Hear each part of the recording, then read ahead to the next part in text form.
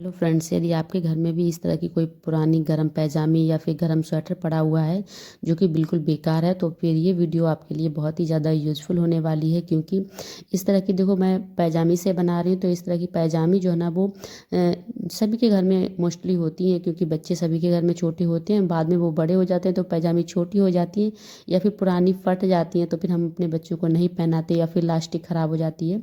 तो आज का वीडियो जो ना स्पेशली इस तरह के जो कपड़े हैं ना जो बिल्कुल बेकार होते हैं, जिनको हम फेंकने वाले होते हैं बट बच्चों की समझ के फेंकते नहीं हैं, तो इनको लेके जिससे कि हम बहुत ही यूजफुल चीज़ बनाने वाले हैं। तो उसके लिए सबसे पहले इसके जॉइंट से हमने कट कर लिया है, लास्टिक को काट के अलग कर दिया है। दोनों पैरों को मैं लूँगी खोल, ताकि जो है ना हमारी अच्छे से सारी चीज़ें आपको समझ में आ जाए और अच्छे से बन जाए। तो दोनों मैंने पैर खोल लिए हैं, एक पैर मैंने लिया है और हम लोग बनाने वाले हैं गरम मोजे इस पैजामे की हेल्प से। तो हम लोग लेंगे अपने पैर का नाप, जो भी हमारा पैर का नाप है उससे लगभग 1.5 इंच पूरी लंबाई जो ना वो एक्स्ट्रा रखनी है, ऊपर पौन इंच नीचे एक्स्ट्रा। उसके बाद जो हमारा पंजा है ना वो लगभग 4 इंच चौड़ा है, तो 4 से 1 इंच एक्स्ट्रा कर लेंगे, 5 और 5 का दोगुना यानी कि 10 इंच इसकी चौड़ाई होनी चाहिए। यानी कि लंबाई इसकी 10.5 हो गई और चौड़ाई 10 इंच। तो इस तरह से ही मैं दो दो पीस कट करके रेडी कर लूँगी, बिल्कुल 10 बाई 10.5 के। और फिर इसके बाद हम लोग बनाने वाले हैं मोजे। और जो इसका बचा हुआ कपड़ा है ना, इससे मैं अपनी बेबी के लिए भी बनाने वाली हूँ शूज़, जो कि जिस तरह से मैं अपने लिए बनाऊंगी इसी तरह से उनके उसके भी बन के रेडी होंगे, लेकिन वो आपको आगे वाले वीडियो में मिल पाएंगे क्योंकि मैंने अभी सिर्फ एक ही स्टिच किया हुआ है। तो फिर इस तरह से जब हम दोनों पीस कट करके रेडी कर लेंगे, फिर उसकी जो लंबाई है ना, लंबाई को ऐसे ही रखना, चौड़ाई से हमें फोल्ड करनी। यानी कि अब जो चौड़ाई फोल्ड कर दी ना, तो अब ये रह गई हमारी 5 इंच, और इस तरह से मैं उल्टे साइड से फोल्ड किया। इसके बाद हम लोग क्या करेंगे, 5 इंच पे लगाएंगे निशान, और निशान लगाने के बाद हम 1 इंच चौड़ाई जो है ना इस पे निशान लगा के इसे बिल्कुल स्ट्रेट कर देंगे। इसी तरह से दोनों में हम लोग निशान लगाएंगे और दोनों को हम लोग कट कर लेंगे।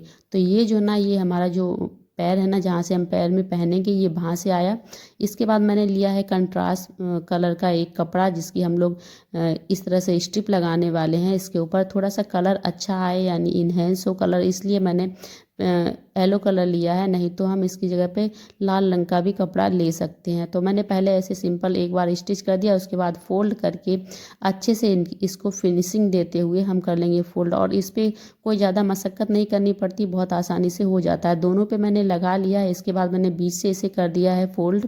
अभी भी मैंने उल्टा ही रखा है। इसके बाद हम लोग यहाँ से बिल्कुल सीधा सिलेंगे और यहाँ पे कॉर्नर पे लगभग 1 इंच का गैप देके इस तरह से राउंड शेप में करते हुए हम लोग एक सिलाई मारेंगे। और इसी तरह से हम दोनों जो पैर है ना, इन दोनों पैरों को सिलेंगे। और इसके बाद जो है ना वो आगे का काम हम लोग करेंगे। तो इससे इस तरह से ना आप बहुत सारे अपने चीज़ें जो है ना वो वेस्ट होने से बचा सकते हैं। तो बहुत आसानी से हमारा बन के रेडी भी हो जाता है। मुश्किल से 10 मिनट आप लगाएंगे इस सिलाई में, और 10 मिनट में ही हमारे फ्री ऑफ कॉस्ट जो है ना वो मोजे बन के रेडी हो जाएंगे। क्योंकि इस तरह से ना ये सारी चीज़ें हमारे घर में, सब लोगों के घर में अवेलेबल होती हैं। और जब आप सिलाई लगाएं यहाँ पे, तो आप ध्यान रखिए ये हिस्सा जो है ना, ये हमारी एड़ी पे रहेगा।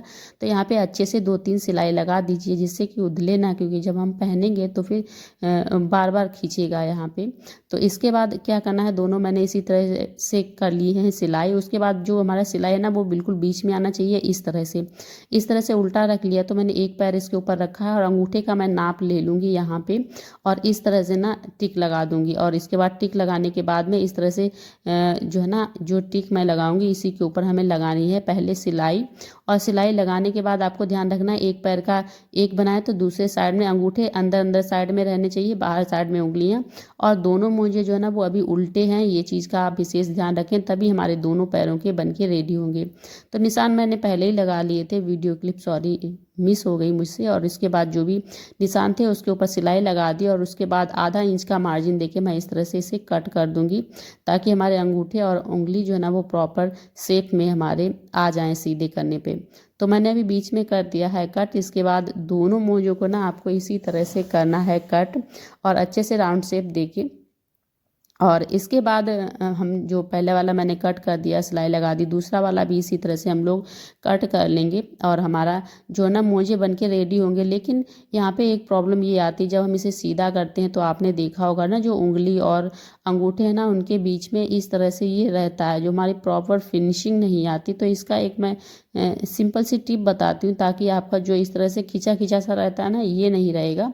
और बहुत अच्छे से आपका जो है ना वो फिनिशिंग भी आएगी और पहनने में भी सही रहेगा। तो जो हमारा जॉइंट है ना वहाँ पे काफ़ी ऊंचे से ही हम लोग काट देते हैं। जो सिलाई है ना, सिलाई से बहुत मतलब थोड़ा सा ही गैप दे के आपको सीधा काट देना है।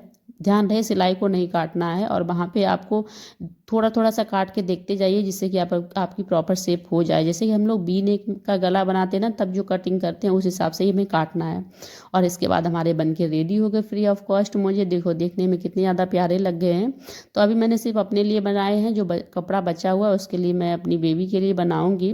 और हाँ, इसके काफ़ी सारे फ़ायदे हैं। यदि आप लोग हमारे घर में जो वैसे वाले मोजे पहनते हैं ना, जो हम मार्केट से लेके आते हैं कहीं आने जाने के लिए या फिर नॉर्मल, वो मोजे हमारे बहुत जल्दी फट जाते हैं, क्योंकि उनके कपड़ा जो होता है ना वो बहुत पतला होता है। इसका कपड़ा काफ़ी ज़्यादा थिक होता है, तो बहुत आसानी से आप इन्हें पहन सकते हो। और दूसरा ये है कि वो वाले मोजों के ऊपर भी आप इन्हें पहन के घर में रह सकते हो, ताकि हमारे ये वाले जो मोजे हैं ना, ये मोजे हमारे जल्दी गंदे नहीं होंगे और नीचे से घिसेंगे नहीं। और काफ़ी सारे लोग ऐसे होते हैं ना जो किचन में चप्पल पहन के नहीं जाते, नॉर्मल ऐसे मोजे पहन के जाते हैं, तो बहुत जल्दी हमारे पैर गीले गीले हो जाते हैं, क्योंकि हमारे किचन में थोड़ा बहुत पानी का बूंद रहता है। तो आप इस तरह से सॉक्स ऊपर से पहन लेंगे ना, तो हल्का फुल्का यदि पानी होगा तो नीचे वाले मोजे में ही लगेगा, जो कि काफ़ी ज़्यादा थिक है, तो हमारे पैरों तक बिल्कुल भी ठंडक नहीं पहुँचेगी और हम आसानी से अपने काम जो है ना उन्हें कर पाएंगे।